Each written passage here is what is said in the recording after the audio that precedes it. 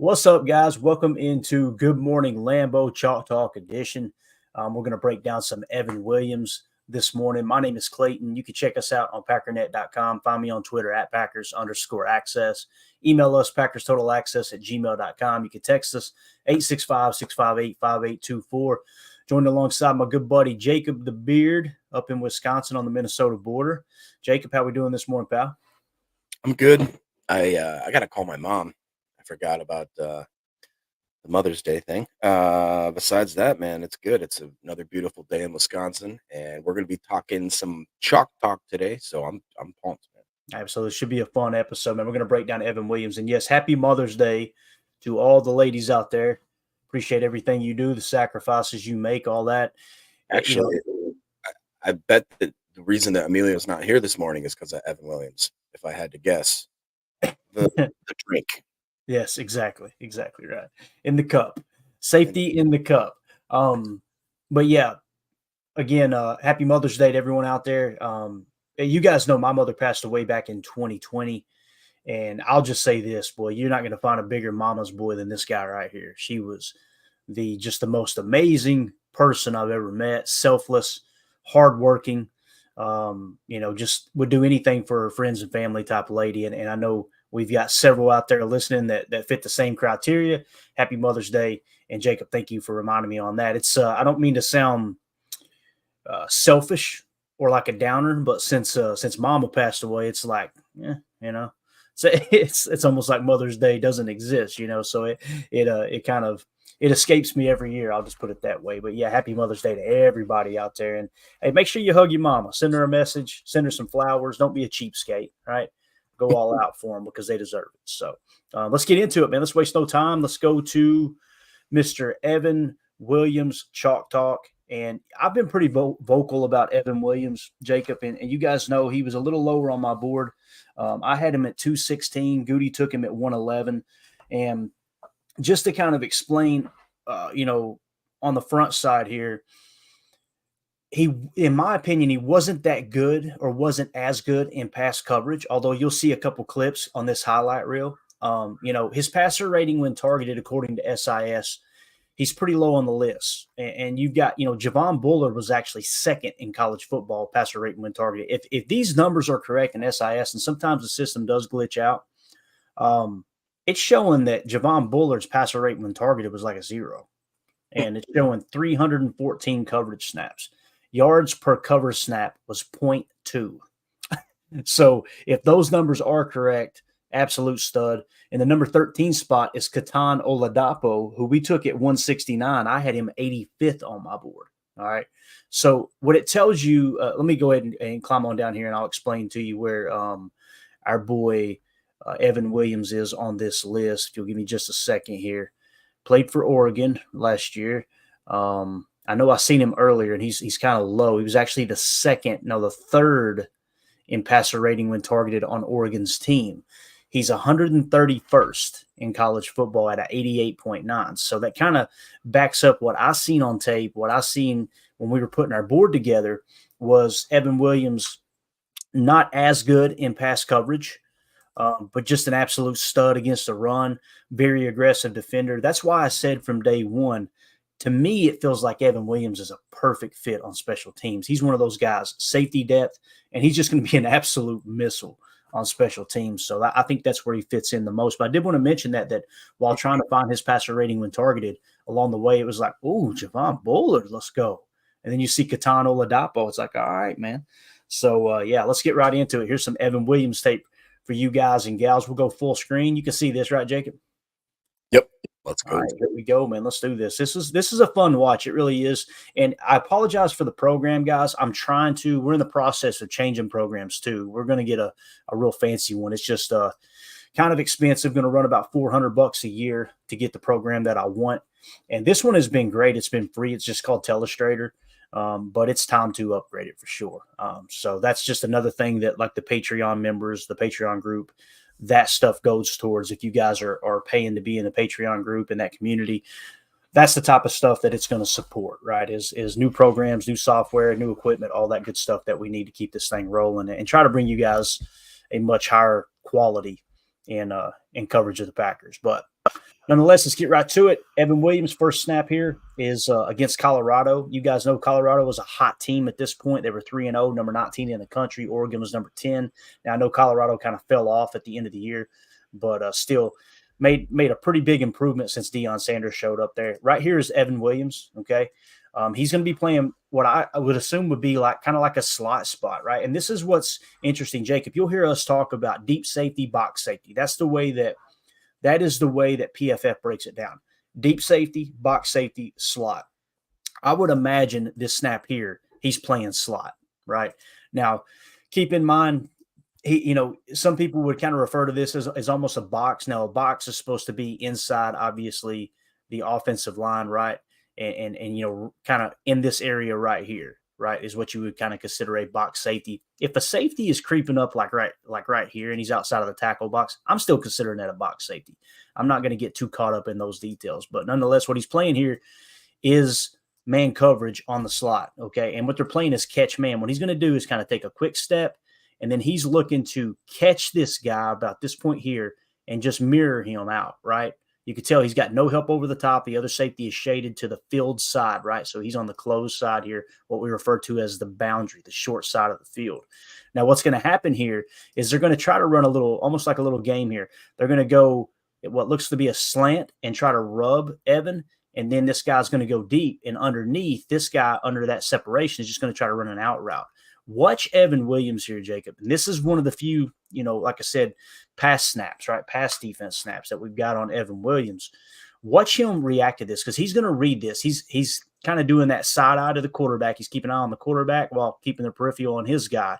He recognizes the receiver here who's outside the numbers is going to kind of work inside, and he's just going to take a quick step left and make the play. Watch him react to this, man. This is really impressive. Right here, he's got his eye, bang, just outside, avoid it, boom. And you see the closing speed, man, just a natural instinct, Jacob. Yeah, closing speed and form tackle, like we talked about. Yeah, absolutely. And again, just to watch it again, I'm going to try to do a little loop here. Again, the rolling it customized is what's messing up on this program. It makes it a little choppy, but hopefully we can get that straightened out with the new program. But yeah, just a great break, great tackle. Again, schematically sound, understood what the offense was trying to do, no wasted motion, jumped the route, made the play. All right, on this play here, he's playing what I would refer to as free safety, but this is where it gets interesting. When you think free safety, Jacob, you think of deep safety, don't you? That's what I always think of. Yep. Yeah. Well, in this case, the technical strong safety, this is the strong side of the formation. It's a strong right look. This will be the strong safety, but he's the guy playing deep. And right here is Evan Williams, who's playing underneath. He would be the free safety, but keep in mind, they are on the boundary, right? The boundary is up here, the short side of the field. So some would say it's prioritized to say the free safety is playing the field side, but I'm still in the old mindset of wherever the tight end is, that's the strong side of the formation. So this is where you get into deep and box safety. Now notice, he's kind of lined up where you would be playing the slot, but there's no slot defender, right? So that's what I mean by I would kind of consider this. I guess it would be technically be a slot snap, but at the same time, I kind of see it as a box safety. Does that make sense, man? Yeah. So, we always want to specify those things because people, he played in the box, he played in the box, he played in the box. He's not technically in the box, but you'll see here they're going to run what we call a deep blitz. And sometimes when guys blitz, they'll creep up here right before the ball snap and then they'll fire. Watch how he's just kind of laying back. He's laying back, right? And look how quick he closes on. I believe this is Shedeur Sanders. This is still the Colorado tape. And if I got these cut-ups in order, they should go game by game last year, okay? But watch how quick he closes. Just bang, time to snap, perfect. First step is sick, isn't it? Yeah. Wow. Fought through a running back block and still made the play. You could tell Shedeur was not expecting him to close that quick, man. Go ahead. Yeah, I mean, his closing speed is crazy. And, you talked about the fact that he may not be the best coverage guy, but I really am, if I could pay a penny for Jeff Hafley's thoughts as to where he's going to use this guy and how. He talked about Bullard possibly creeping up to be that maybe that weird Will/Sam hybrid type situation. I wonder if he's got like a pass rush or like a third and long situational kind of scenario where he's just like, I'm putting Evan Williams in there and I'm just telling him, get the quarterback. I don't care what, just just put a target on that guy's chest and be like, just I don't care what you do, just go get him. And Yeah, like on the what was it, the Replacements? Go get me the ball. yeah, exactly. That's it. Or Tackle and Fuel from I was Waterboy. gonna say Captain Insane was no mercy. Love it. All right, next snap, still playing Colorado. Oregon's just absolutely boat racing them 28-0 here. He's going to be slot right man. All right. And you can see, again, down here kind of playing that slot defender, right? And it is going to be what I think is catch man, but they're going to run a little shallow cross, right? And when I say catch man, guys, there's different man techniques. Like this guy right here, he's showing press, right? Now, if he jumps up here and he smacks the receiver, that's what we call press coverage, right? If he's playing mirror match press, what he'll do is he'll have minimal, if any, contact. He's up here showing press, and as the guy goes to make his move, he's just going to flip his hips and stay in his hip pocket, and he's going to mirror everything that this wide receiver right here does, right? That's what we call mirror match press man, okay? You're not actually physically trying to reroute or hold the receiver at the line of scrimmage because you're allowed that 5 yards of contact, but you're kind of accomplishing the same thing playing really, really tight coverage. So you got press man, mirror match press man, and then you got what we call catch man coverage. Catch man is he's covering him, right? Notice he's 8 yards off the ball. As the ball's snapped, he's going to be prepared to catch him and mirror him out, right? So what's going to happen is this receiver is going to run kind of a shallow cross. He's going to try to get in behind the backers. And Evan Williams, knowing he doesn't have help up top here, right? Because the safety is so far over on the other side of the field. There may be a post safety within the picture here, but he knows I've got to protect the sideline. So you're going to see him kind of fade back, and he's going to get burnt on the underneath drag. But once again, he uses his athleticism. Watch him close underneath and make a tackle here. And again, it's the 1st and 10 play, but I just wanted to show his closing speed once again. So you see he's kind of mirroring. All right, let's go. Shoot your shot. That's a lot of ground to cover, Jacob. Yeah, it is. Another guy that just looks like, with him, Cooper, Bullard, they all have the same situation where it's like if they make a mistake, their athletic ability and their closing speed is so good that they can make up for it. It's kind of crazy to watch. It really is, man.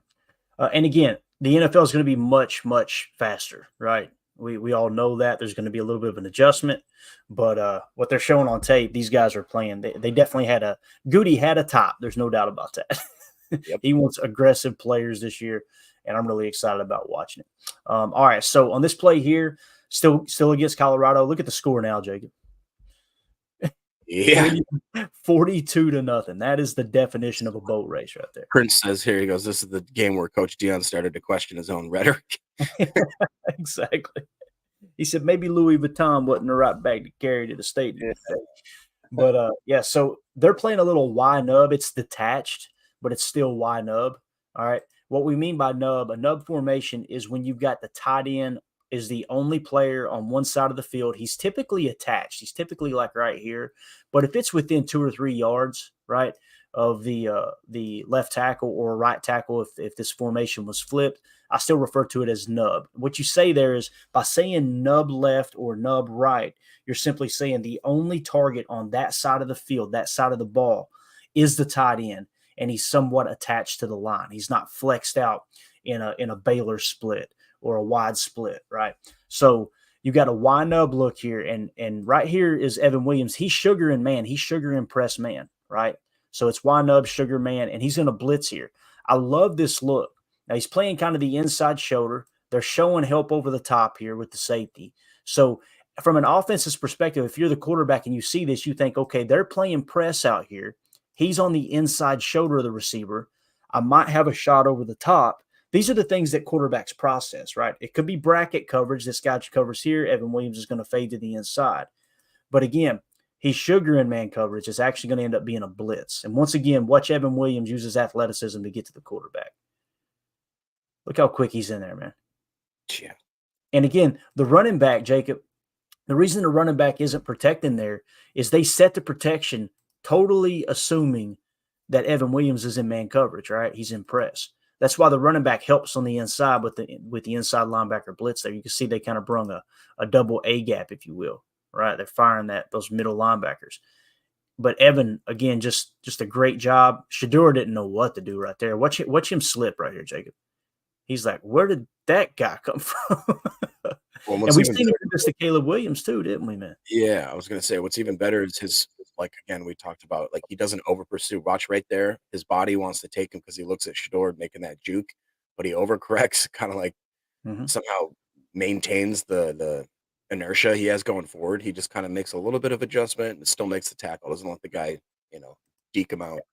It's exactly what we talked about with Javon Bullard. Evan Williams knows you tackle the outside shoulder right here. I've got help inside. Those linebackers, somebody's going to get hit home. It's just a numbers game, but you cannot let Shador get outside. Yep. And that's why it's kind of like in baseball. If you're hitting a lot of fly balls, right, you're popping out. They say hit the top half of the ball. If you're underneath, or yeah, if you're on top of the ball, if you're just hitting ground balls, you're not getting, the sweet part of the bat on the majority of the ball, and you want to start hitting line drives or get the ball in the air, then you swing for the bottom half of the ball, right? It's the same exact thing with Evan Williams here. He knows he's the only person who has outside responsibilities on this blitz. So aim for the outer half of the player. I used to get so frustrated watching guys blitz, and it's like, there's no one else on the outside of you. Like, why would you bot inside knowing that you've given up the whole field? You seem to see this, and I'm sure we'll see the same thing with Oladapo too, I hope. But with Javon Bullard and Evan Williams, they do a great job of aiming for the right side of the body in their blitz packages. And in Javon Bullard's case, it was most of the time coming down and tackling the ball carrier or the pass catcher. And like we said, playing the read option, playing the running play, those outside stretch plays, making sure you stay on the outer half of the, not just the blocker, but the ball carrier too. It's huge. So next play here is Oregon and Stanford. Oregon, the number 9 team in the country now.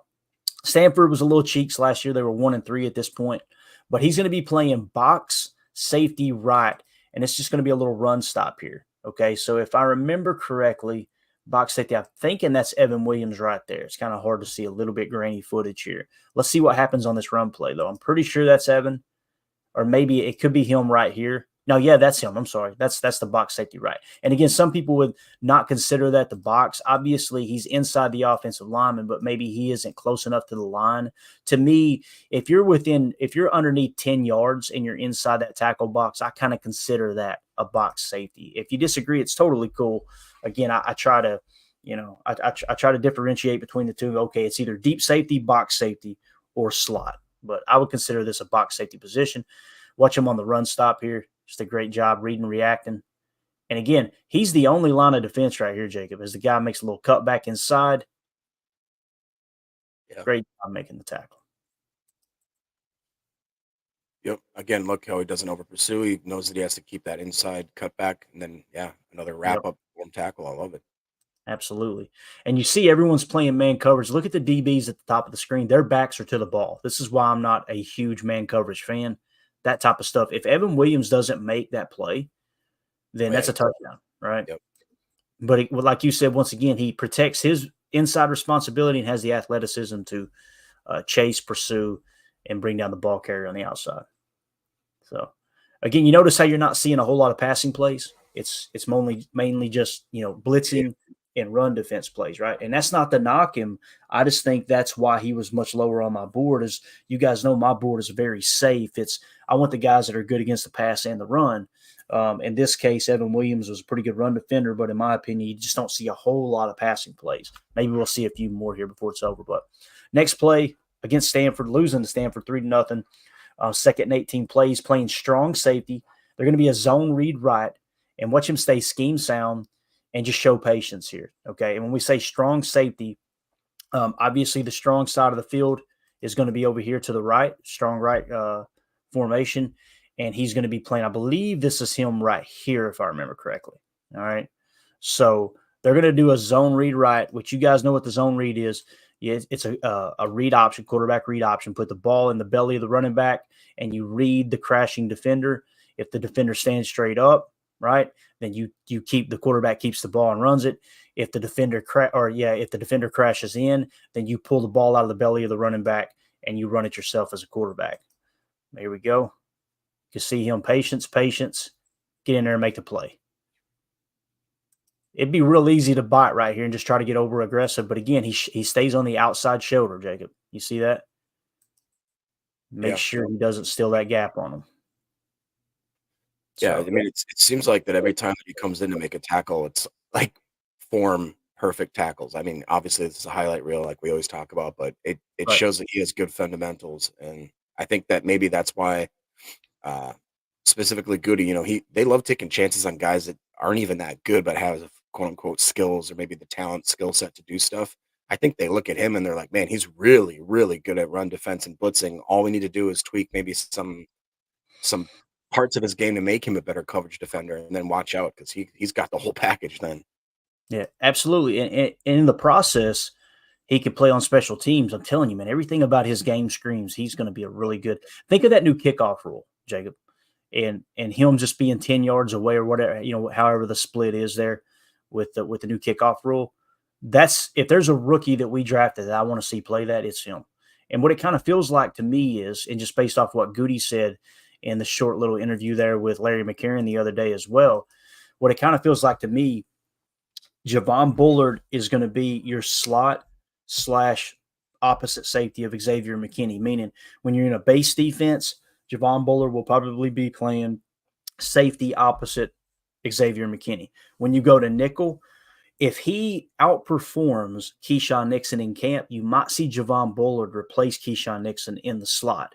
So when you go to a nickel set, now you may have Anthony Johnson Jr. or Oladapo come on the field, right, to play strong safety.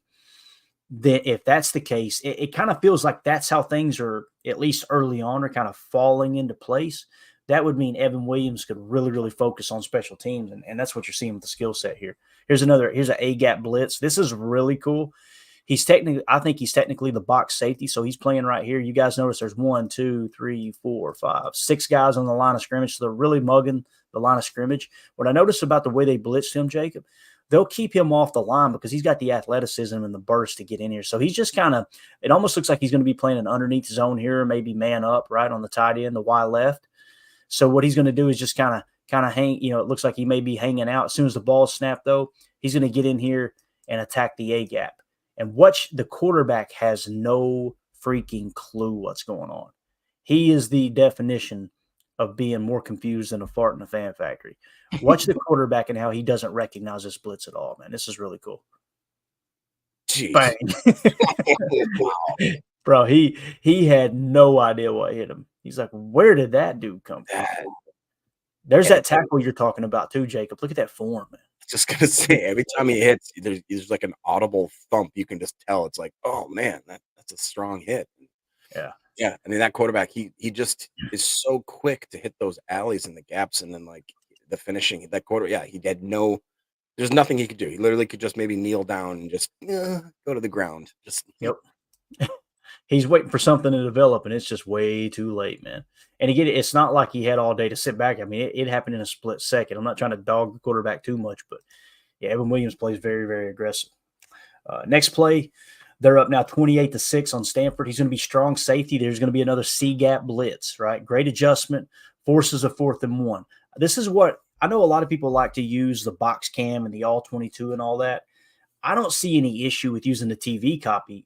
One or two reasons. First of all, you can pretty much see everybody on the screen right here, right? But what I like to know in these plays, it's one thing to show a play, man, look what he did right here. And then you go back later and find out it was a 1st and 18 play, right? Because a penalty happened or something. What I like is them showing this constantly. That's why I typically try to use the TV copy. I want to know down and distance. I also want to know this, right? I want to know I want to know what's on the clock. I want to know what the middle 8 is. Where's the middle 8? Did the play happen in the middle 8? Did it happen late in the 4th quarter? When you're watching the box cam and stuff in the all 22, you don't have that information on screen. And most of the time, people breaking down the tape don't specify that.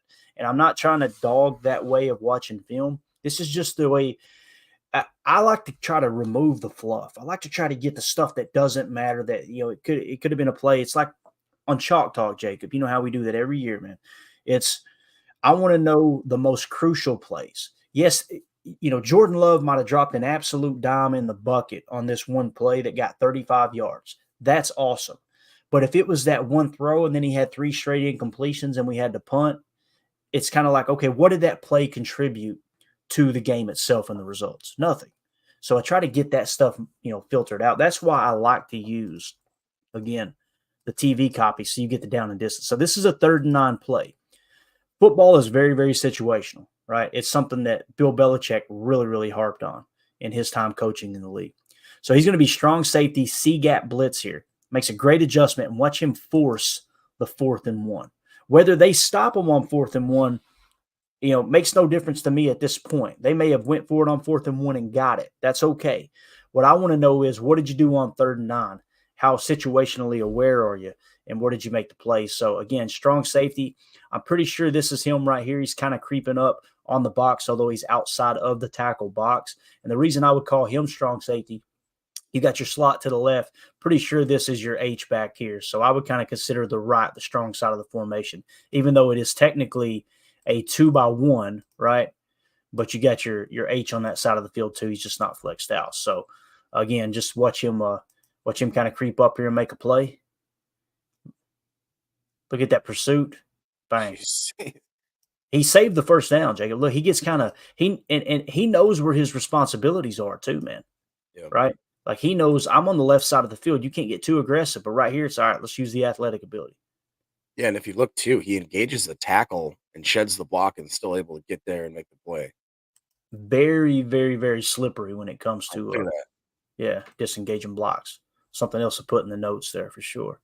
But again, I'm so impressed with it. Hey, this is a 3rd and 9 play here, man. We need to stop. If they get this first down right here, if that's on the other side of the field and you make that play, you're forcing a punt. It's important.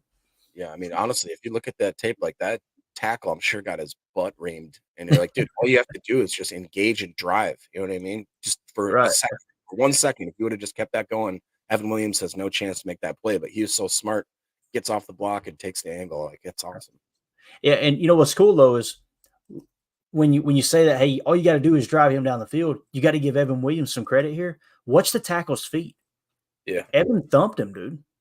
Evan took that tackle back. He really did. know? Yeah, it's crazy. So I bet he's going, what in the hell? What? That's a safety. I don't even knock me backwards. So pretty cool.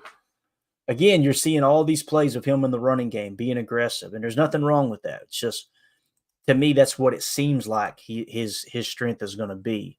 It's going to be, in the running game, like you said, design blitz and stuff like that, and then obviously on special teams. All right, right here they're going with a stack left look, which is basically two receivers. And again, in college, this could be a running back flexed out here too. In college, we don't know the personnel from all the teams, so that may be the case. But they're in a stack look, and typically this is how people play these stack looks. You put one on the line to try to disrupt the timing, try to get up here and bang them, right? And then this guy is going to play catch man on the backside. So whichever one of these guys, like if he reroutes him and he goes inside and this guy goes out, then Evan Williams is going to catch him and play man coverage. All right. But the problem is they're running the smoke route here. So what's going to happen is this receiver is going to try to get in here and create a little bit of I don't want to say a distraction, just basically get in somebody's way. And this receiver is going to take a quick step forward, and then he's going to hop back and look at the quarterback for what we call a smoke route. So he's just going to kind of sit down. Watch Evan Williams read it. His eyes are on the stack. He's probably looking at this guy through this guy and trying to read the route combination, right? And watch Evan Williams attack this smoke. No hesitation. Fights through the trash there. Knows where his responsibilities are. I apologize. I went too far back there.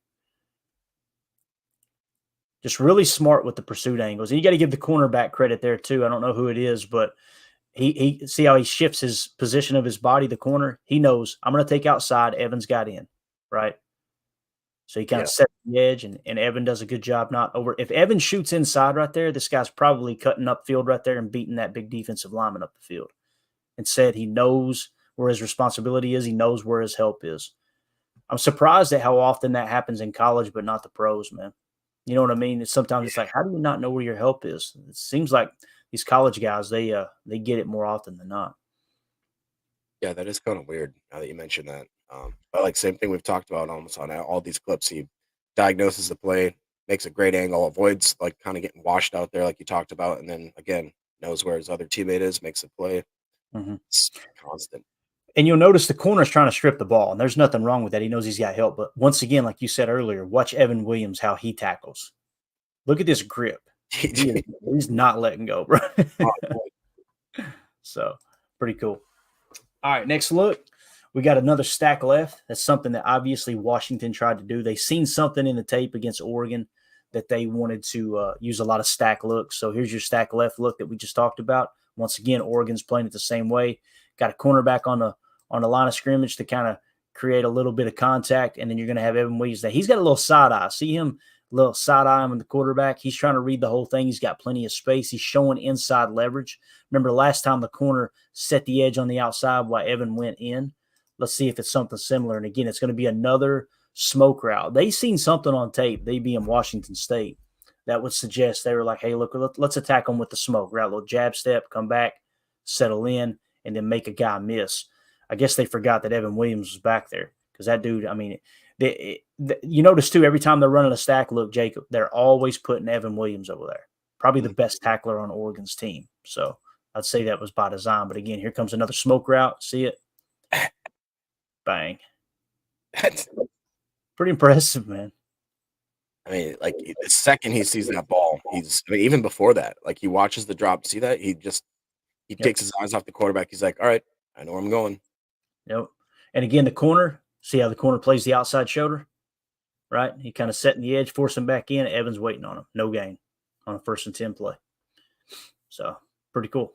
All right, next, slot right, man coverage. He's going to get beat on the pivot, but watch his recovery on the tackle here, okay? Now, again, slot right here, okay?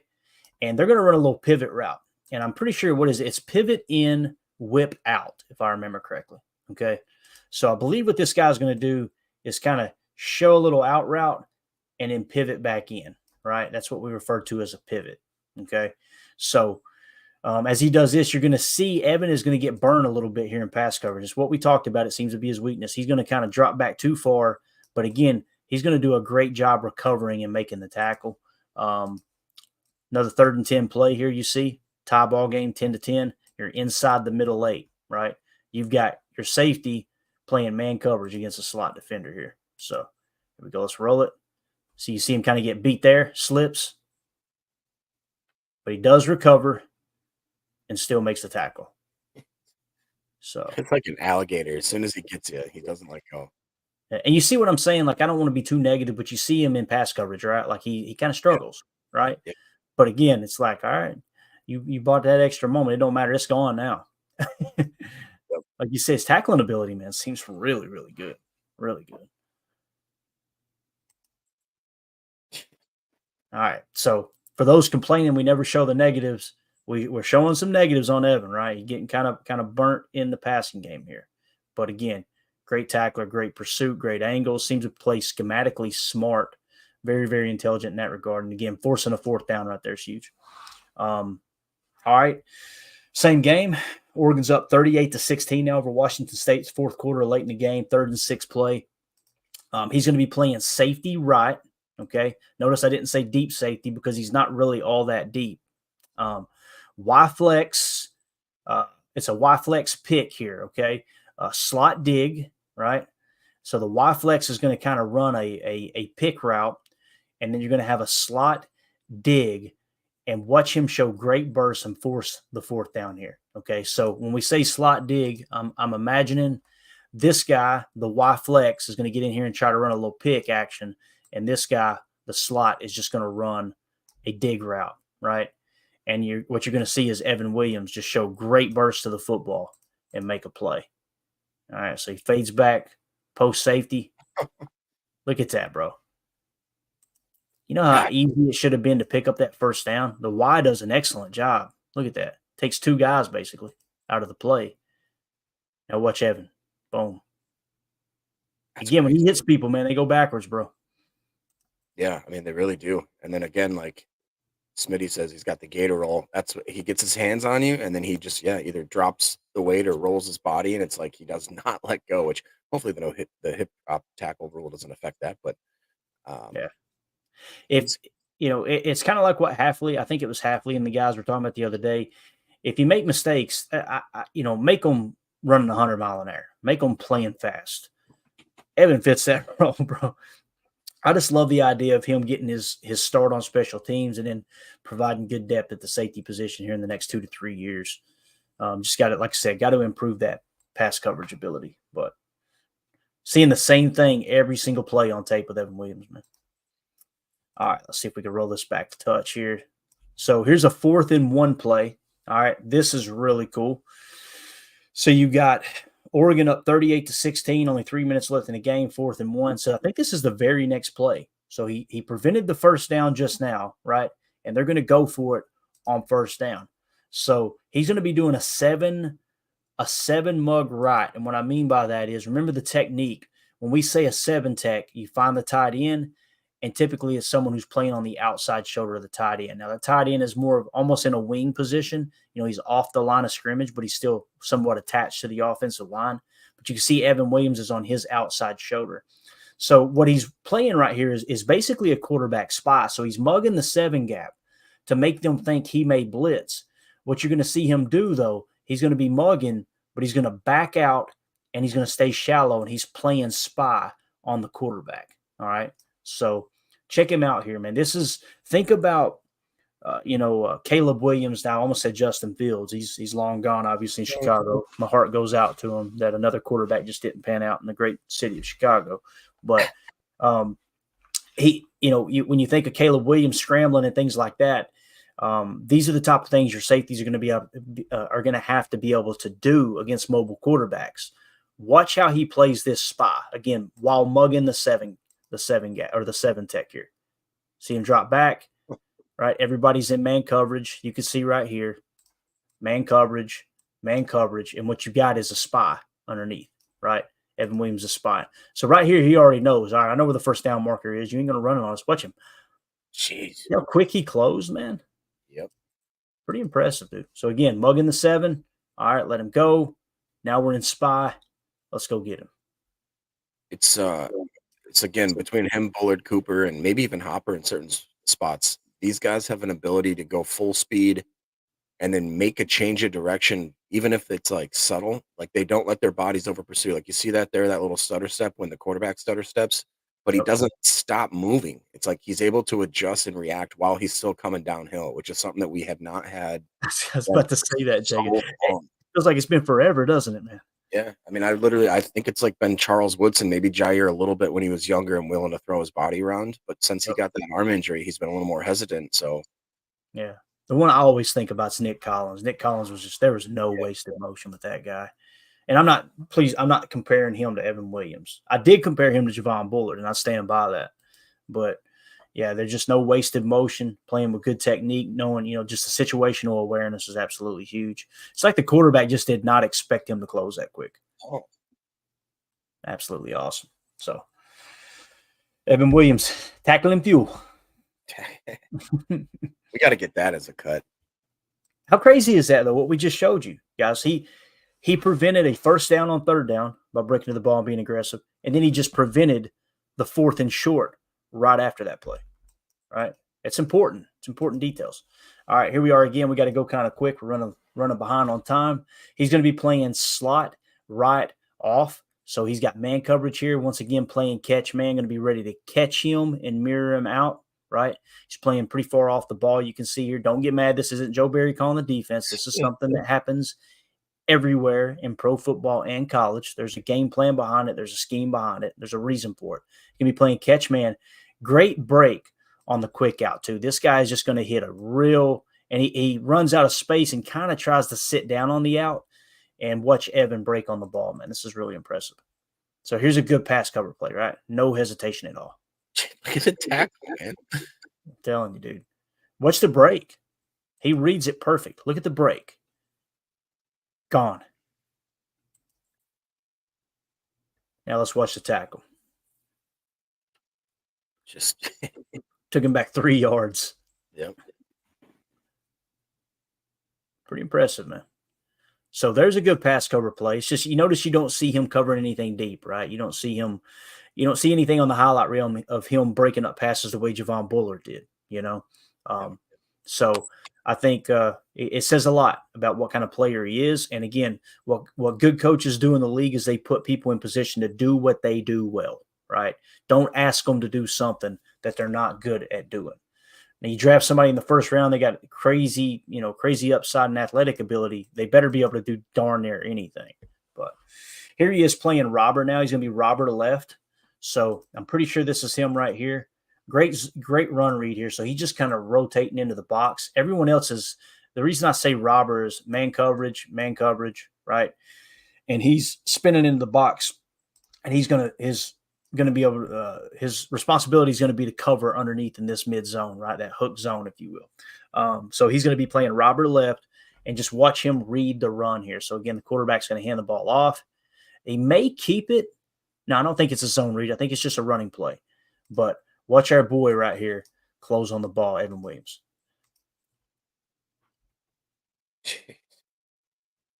Great first step, man. Absolutely awesome. Went too far there. I apologize.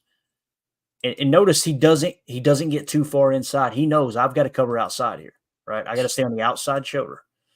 I got help on the inside. The linebacker looks surprised, like, damn, I thought I was making that tackle. Yeah. Look at the arms as he comes in to make this tackle, too. Like, he wraps up, man. He's very, very sound. Yeah, no doubt about it. So another strong play. So what you're seeing the majority of the time is him playing in the box, him playing the slot, right? That underneath defender, if you will. Here he is, deep safety left, another great run read. So he can play aggressive from the deep safety spot, right? Let's roll the tape. Give me another run play. Watch his break. No wasted time. Notice how he stayed on the inside shoulder. Yep. Because he reads. Number 2's outside. If he goes outside too, that guy cuts up field, he's gone. Instead, that's the other thing too. Kind of remind you of the way Bullard, watch him dip his shoulder to get underneath that tackle, Jacob. You notice that? Right here. Make sure he doesn't get washed out. See if we can go slow motion to show you what I'm talking about here. Program seems to be running a little bit better. They must know I'm about to replace their butts. But yeah, right here it'd be real easy to kind of stick an arm out there and engage. Instead, he just dips underneath. Hey, look, I'm just going to make the play. I've already beat the tackle with my feet. So great situational awareness, great burst, great quickness. Here they are against USC. So here comes the Caleb Williams tape. All right.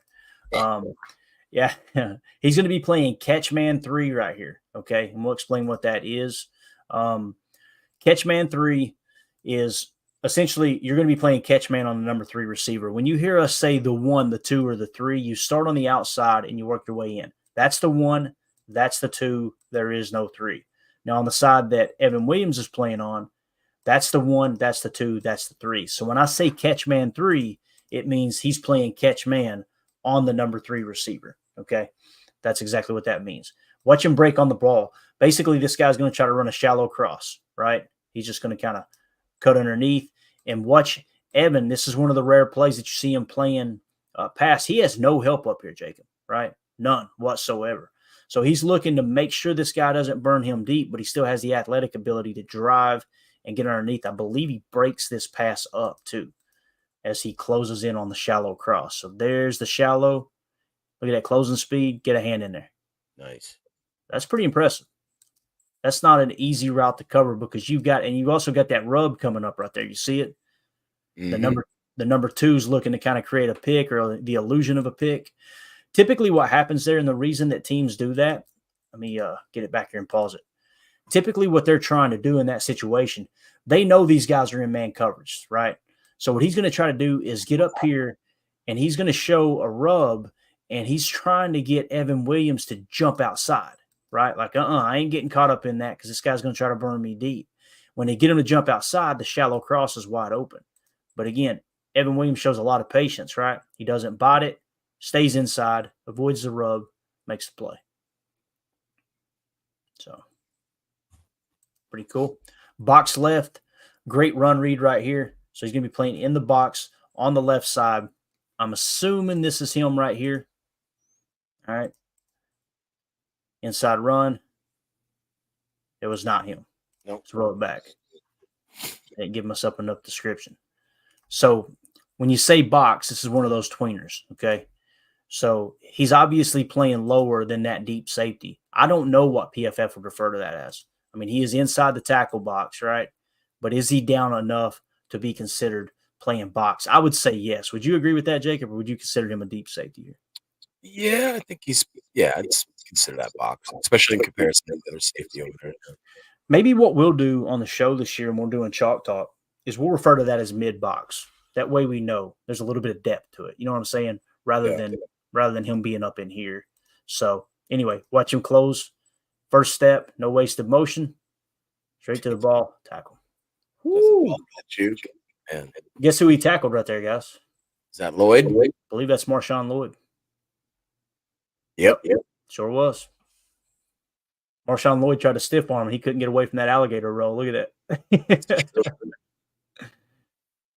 Poor Marshawn. One of the rare losses that he had last year, averaging over 7 yards a carry, and Evan Williams was involved in it. All right, now he's playing safety left. Going to be a run read spy. This is really cool. So he's going to kind of read the run, but he's going to be spying the quarterback. And you'll see what I'm talking about in just a second as we roll it. So you see him, he kind of read and run. Now he knows I'm going. It acts the same way as a green dog blitz, right? I think if the running back goes out in the route, it's probably going to be this backer that's in man coverage. You see everyone's in man coverage out here, right? A little bump up top. I think that's what it is. And he was just going to kind of be playing, all right, help with the run and spy your way to the quarterback. Watch how quick he closes on Caleb. Caleb tries to do his little fancy whoop. Nope. Once again, situational awareness, bro. He knows all the help is on the inside. Yep. Do not let Caleb get on the outside of your shoulder. Caleb even tried to throw a little spin move on him, didn't he? Yeah. Ain't going to happen on Evan Williams' watch, man. He's really – if he can improve his pass coverage, bro. He fumbled. I didn't realize it caused a fumble. Yeah. Dude, that's the thing about Caleb that nobody is talking about. He fumbles the ball like Justin Fields, dude. Bears definitely have a top. There's no doubt about it. Because I mean, he does. He see how he's just kind of what we refer to in the trailer park as holding that thing like a loaf of bread. Yep. Look at the ball. How he's not even protecting. He almost touched the ground with it right there. Yeah. That's stupid. Yeah. And again, people go, well, USC didn't have as much talent around him last year. Bro, you see more of that than anything. Caleb Williams being careless with the football. That's what gives me a lot of hope. He's got the arm talent of a young Aaron Rodgers. I'm not going to BS y'all. That dude can throw on the run better than any quarterback in college football last year. The problem is he gets careless with the football. When you get to the pros, you got to play on time. You got to play on schedule. All right, here's a sugar shell right, and they're going to go robber spy. All right, so what we mean by sugar shell right, see how there's sugar and shell coverage? Two safeties up top. Some people just had PTSD from the Joe Barry defense, didn't they? This right here. So what he's going to do is he's going to play robber. This safety is going to drop deep, and basically our boy Evan Williams is going to rob. He's going to come down here to the middle, but he's actually spying Caleb Williams. You could tell the game plan was put Evan Williams spying Caleb Williams the whole game. Right. So watch him rotate down. I love that jab step. See that quick jab step? He's trying to sell Caleb and the receivers on we're in shell coverage. That's what you call sugaring right there, ladies and gentlemen. Let me play it on loop. Might be a little bit easier. Get it to the right spot. All right, right here. Watch him. Jab step. Now we're robbing. Now it turns into a spy.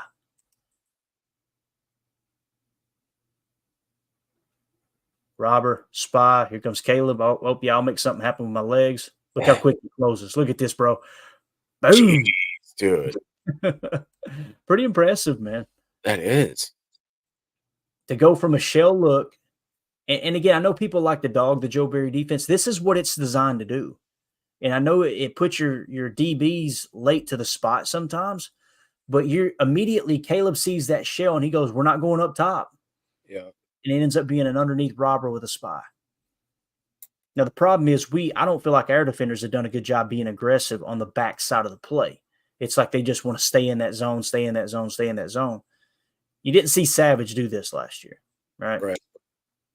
So sometimes it's the players and not the play. Yep. Most of the time it's the players and not the play, both positive and negative, I should say. All right, here he is playing post safety. So you're going to be playing deep center field, right? Great run read, too. Watch him close the gap. You've seen this with Javon Bullard over and over and over. Look at all this space from the line of scrimmage and watch how quickly, as a safety, he closes. That quick first step, bang. So another good run. It's like the first tackle that I saw where he gives up just like a yard. Usually it's him driving the guy backwards 3 yards. This one, he just makes the play and running back falls forward for like a yard. Yeah, absolutely. That's a good point, man. Still just a great run fit there, man. Great run fit. All right, I think this might be the final play. Right here, he's going to be playing. This is against Washington, too. Keep in mind, guys, Oregon's up 24-20 over the number 3 team in the country here. 14 minutes left in the ball game, 3rd and 3 play, right? And watch him evade the block here. So we're box left. This is what you call box safety, right? I'm pretty sure that's him right there. So he's really in here in the box, playing box safety. 3rd and 3, 14 minutes left in the game. Game on the line. Watch him evade the block, and just an absolutely nice stick right here. Watch him evade the block. So he should be blocked, right? Watch him get off that. Boom. Now, the guy got the first down. Don't get me wrong. But still, man, he brung the thunder. And he gets off that block. Of all the people, they're not expecting him to make the play right here. Yeah. Bang. Hey, guys, you see his head snap, Jacob? Oh, yeah. Snot bubbles right there. Been there, done that. Got the T-shirt. Just boom. Dude. That's what I'm saying, man. I cannot wait to watch him on special teams. What I want to hear in training camp, Jacob, I want to hear on a daily loop. I want to hear every single day them talking about Evan Williams being just, man, he's really impressing on special teams. That's what I want to hear. He's got all the physical traits to be an impact player right now on special teams. If he gets that pass coverage straightened up, it could be someone that in 2 to 3 years you're going, yeah, hey, I feel perfectly fine if Xavier McKinney or Javon Bullard's banged up, throw Evan Williams out there. I just think that first year is going to be more about learning the scheme and getting really good at playing special teams. And, we got some good special teams players already, but I guarantee you what they're thinking too with Isaiah McDuffie, like he might be playing a little Mike for us. When I say Mike, he's not going to be wearing the green dot, but when you are on your 4-3 base, he might be that guy playing in the middle. If that's the case, then we need someone to step up on special teams and kind of fill his spot, right? And that may just very well be Evan Williams, and probably a little Oladapo too, once he's healthy. So, what's your general takeaway, man, from Evan Williams' tape there? I mean, yeah, I'm going to be honest. When we first drafted him, I was kind of like, man, I don't really see the positional value, especially because if you remember, I believe we traded up for him because he wasn't on the list of the safeties that we all were hoping, kind of praying that we'd get. Obviously, we got Oladapo, we got Bullard, so we're pretty happy there. But when I actually dive into it, like we just saw, this dude is an absolute human missile that just throws his body around. He's got 2 of the 3 aspects of what it takes to be a DB. Like, I would argue 2 of the 3, the most obviously with the DB you want is his coverage ability, but what most DBs lack is their ability to absolutely pursue the run game and to make strong physical tackles and move upfield, kind of like a linebacker. He's got 2 of those 3, like, in spades. I mean, the dude is just an absolute, like I said, a human dart. Now, if Jeff Hafley, who's, if I'm not mistaken, supposed to be like a cornerback whisperer, and specifically with teaching the fundamentals, making sure that he breaks down a game so that guys really know how to play fast. Well, what does he already do? He plays fast. So I think if Jeff Hafley gets his hands on this guy for the next, like the midseason, offseason, into training camp, we could see him mold that ball of clay into, like, I don't want to say a type of Palomalu or something like the Nick Collins, but he has the ability. If he can make his coverage game even a 70 to 75 PFF style level of play, the rest of his game is so insane that, Evan Williams looks like he should be timing the snap and jumping over the offensive lineman and making the sack. He looks like Palomalu, bro. I love it. Hey, I'll sign me up for that all day long, man. Coach Lynn in the chat says, we all talk about Goot drafting guys with high RAS, and he doesn't draft football players. Evan Williams is a football player, and we traded up for him. It's a great point. Again, we took Evan Williams at 111. He was 216 on my board. When you trade up for a player and there's that much discrepancy between where he lands on your board and where a GM sees the value, in Goot we trust, right? If Goody thought that much of him to trade up for him, my mom went to Jordan Love, right? Traded up for Jordan Love, and people, the media had a field day with it. You gave up a 4th-round pick to take a guy that, look how it panned out. When Goot trades up for someone, typically it works, right? Hell, Ted Thompson, the first thing that comes to mind for me when he traded up for Clay Matthews, remember? So, and again, I'm not trying to compare a 1st-round pick to the 111th pick. I'm just saying when a general manager from the Rom Wolf, Ted Thompson, Brian Gutekunst tree trades up, they're seeing what it simply means is he's one of, if not the final players in their current top tier of talent evaluation, right? And that gives me a lot of hope for sure. Let's see here. Coach Lynn said, yeah, we call it safety down, talking about when you show shell and one safety goes down and the other rotates up top and post, turn it into a cover man or a cover 3 zone match, depending on what the call is.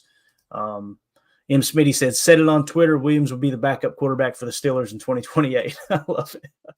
Yeah, Coach Lynn said turned into cover 1. There it is. Exactly what we were just talking about. He said Hafley will run this for sure. The thing I think will be different, Coach, and you may disagree. It sounds like Hafley's not going to do as much pre-snap sugar as Joe Barry did. Now, when we did pre-snap sugar, we were showing 2 on the shelf, and you were trying to eliminate those deep shots right out of the gate. If you show pre-snap a cover 1 or a cover 3, and someone knows they've got a one-on-one matchup on the outside and they like that matchup, they've looked at it on tape, they've been thinking about it all week long. It's what Greg Cosell refers to of elimination and isolation. You come to the line of scrimmage, you look at the pre-snap read and go, okay, let's eliminate what they are not in and let's isolate our matchup, right? Elimination, isolation. So what Barry would do is always show 2 on the shelf, but we ran the 10th most middle field close, which is typically cover 1 or cover 3, just a single high post safety. We ran the 10th most amount of that, if I remember correctly. It was right around the top 10 of the entire league last year. Everyone was, we're just playing prevent. We're playing prevent. You're not watching post snap, bub. Like, we played more single high safety than 2/3 of the league last year. The thing that Hafley's talking about being able to play fast, what I think they're doing, Coach, is they're going to go ahead and have that rotation done before the ball snapped. They might try to time it, 3 seconds before the snap. But when the ball is snapped, they want their guys in their responsibility, in their gap, whether it's the run fit or their pass cover, responsibilities. I think that's what Hafley means by playing fast. Some people hear it and they're like, oh, we're going to blitz like crazy. I just don't. He didn't do it at Boston College. And I know that's an argument as old as time that people, well, it wasn't his defense. What do you mean it wasn't his defense at Boston College? He was the head freaking coach. You mean to tell me he just hired a defensive coordinator and said, do what you want? Yeah. He's a defensive coach. So he may not have called the plays, but it doesn't mean it wasn't his defense, right? But yeah, I think you'll see a little less too high sugar next year. United Bates in the chat said, is whiskey bourbon the play call for a Williams blitz? Hey, every time we see Evan Williams, you need to put this on the ticker, Jacob. Every time we see Evan Williams blitz this year, we need to refer to it as whiskey bourbon. I like it. It's a good code name. So United Bates like that. Shooter, something like that. Oh, that probably got us flagged. No, be careful with that. I'll tell you what we could do. Maybe we could create some merch. The first time it happens, we got to make sure it happens and he actually sees the field. Maybe we create a shirt with his silhouette and just put whiskey bourbon on it. That'd be pretty cool. Maybe a play design on the shirt showing a safety blitz, whiskey bourbon. I like it. I like good stuff, United Bates. Go get the patent on that real quick, bub. Get that trademark before somebody else locks it up, all right? But, all right, let's see here. Ben Holden in the chat says, I just wanted to mention before I forget, and I hate to be the bearer of bad news, but 1 or 2 draft picks are going to pan out. What's your prediction? If you're saying only 1 or 2 will pan out, it's tough because it kind of varies from year to year, don't it, Jacob? There's a couple of drafts that Goody had that it was like, ugh, that was ugly. That didn't work, right? The Josiah DeGuara draft, if I remember correctly, kind of rough.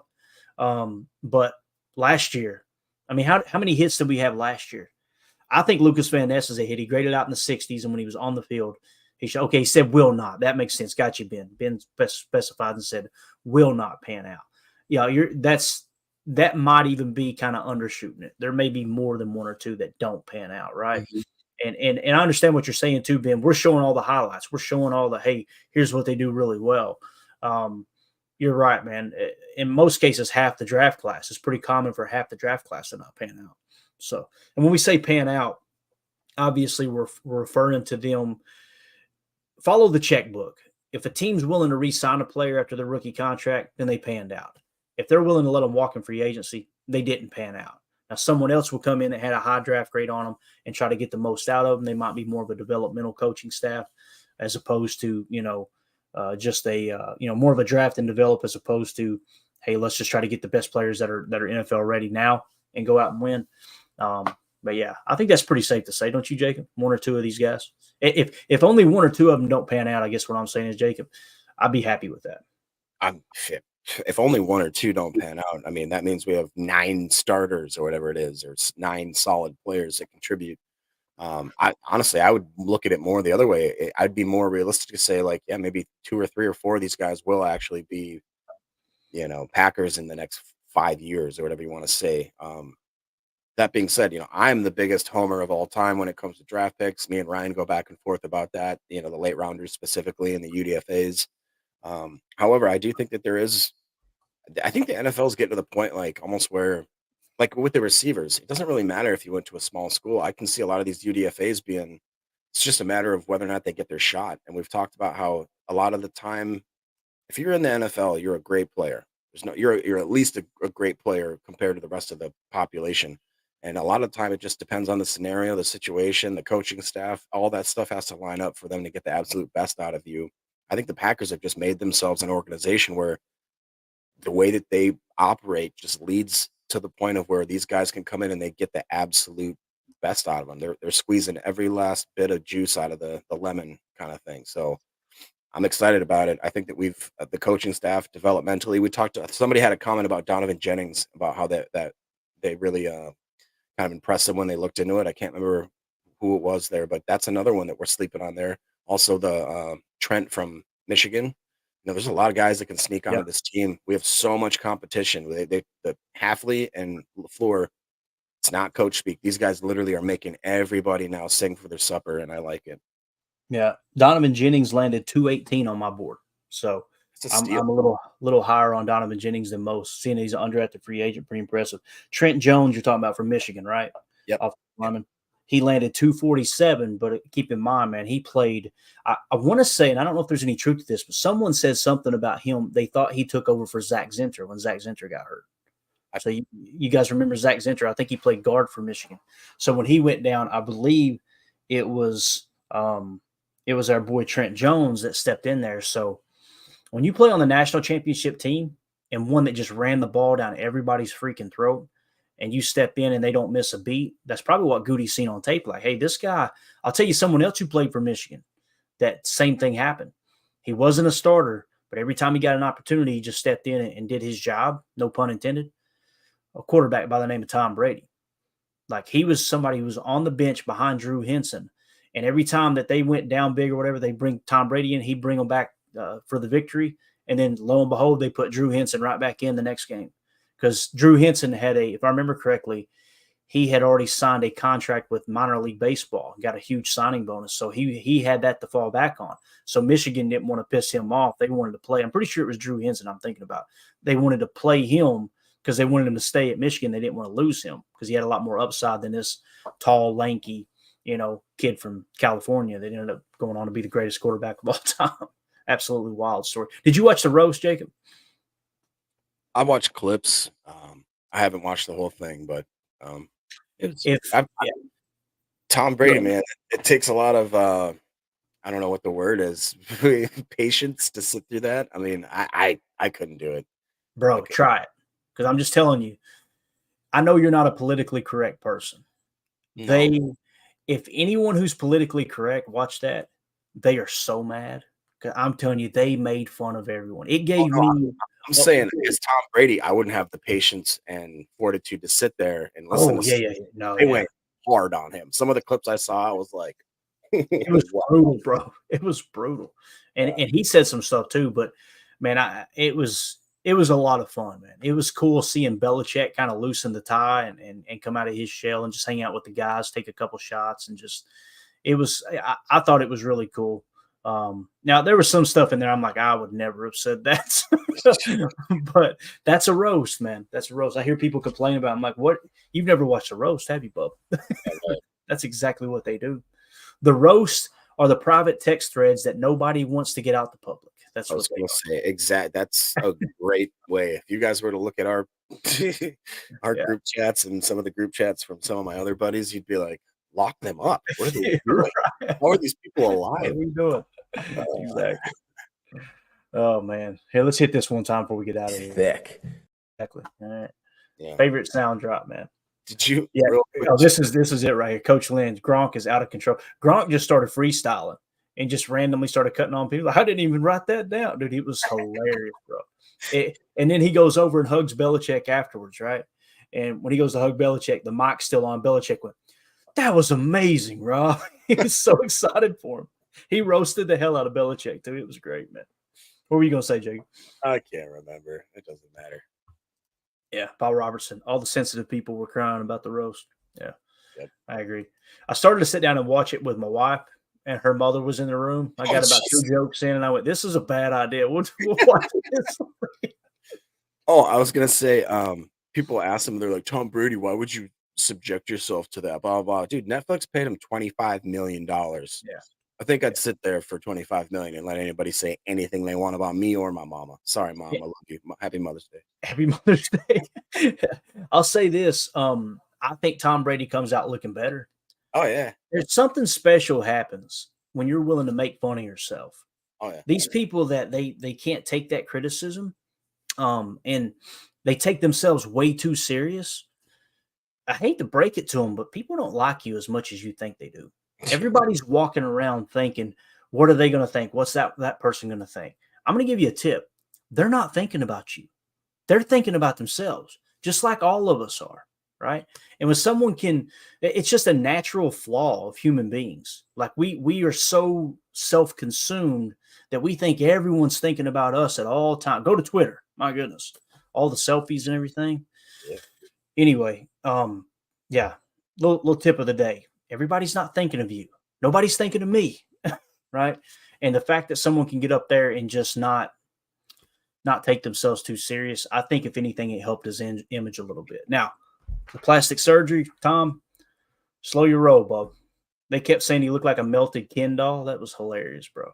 But he's a little too much work there. So Also, happy birthday to Christian Watson. I saw that Mama Watson and Papa Watson posted that just now. So happy birthday, man. Happy birthday, Scoop. Happy birthday. There you go. Doug Pointer says, self-deprecation makes you more relatable and approachable. Amen. Remember when Michael Scott did that? Michael Scott, that's a good episode there. It is a good episode. Mm-hmm. The Office, you can just watch it on loop, man. It's all right, Jacob, you got anything else, bub? No, I won't be around tonight, so have a good show. If you guys want to go into it too, I gave Clayton an article to talk about how why the NFL delayed the schedule release and how it ties into the Packers. Hint, it's going to be kind of cool and makes for a good Christmas, possibly. Yeah, let me. Did you send it on Twitter, Jacob? Yeah. Also, there's a graphic there too if you guys want to hit on that. I can't remember. It's something which ties into the article about how many primetime games certain teams have had since like 2020. The Packers are number one. So, got it. Stuff, man. Yeah, we'll probably hit on that for you tonight. I'm sure you'll be listening at work. So, yep. Cool. All right, guys, don't forget the autograph football, the Paul Hornung autograph football. We're going to be giving away during the schedule release show, which I think is scheduled to be Wednesday. So if you guys are interested in entering in that contest, all you got to do is be a member of our Patreon group, patreon.com/PackerFan Total Access. And we'll take everybody's name who's an active member in there of one of the three tiers, put you on the wheel, spin it during the schedule release show, and give that away. So Jacob, thank you, and thank you, Dad, for donating that. After that, we got some cool stuff coming up too. We got an autographed Brett Favre picture. I've got a couple autographed jerseys of Antonio Freeman, Robert Brooks, those type of players from the 90s. And then also we've got a really cool piece of memorabilia that Mr. Larry sent over. That's a picture of Brett Favre, Bart Starr, and Aaron Rodgers together in the picture in their jeans with their jersey on, holding footballs. It's a really cool shot before Bart Starr passed away, obviously. I would love to give that away to the Patreon group, but it's such a cool piece of memorabilia. What I thought we would do is try to find some kind of charity to attach to it. You know what I mean? Because I think that many people will be interested in donating. So what I'd like to do is find something. If you guys, let me just put it this way, and please don't, no one get your feelings hurt, okay, if I say no to it, because I'm very cautious about this stuff. If you know of someone who is struggling or has like a GoFundMe or something like that, that we can make a little bit of a difference, it may bring in 50 extra bucks for their cause. It might bring in over $1,000. But what we can do is try to attach that giveaway to it. Anyone who donates can be entered into the contest to win that cool picture that Mr. Larry donated to the show. I think that would just be a cool way to make a little bit of a difference, rather than just give it away to one of the listeners. We're going to continue the giveaways, but I just thought that would be kind of we're way overdue for doing something like that. We always try to kind of contribute in some way as a podcast, as a community, as a whole. So we'll do that. But that being said, we're out of here. Appreciate everybody hanging out with us. For those of you listening on the pod, thank you for making us a part of your day. We will see you tonight at 7 p.m. Central Time for PTA Live with the latest news and notes around the Green Bay Packers. Let's go out and be the change we want to see in the world. Go Pack, go.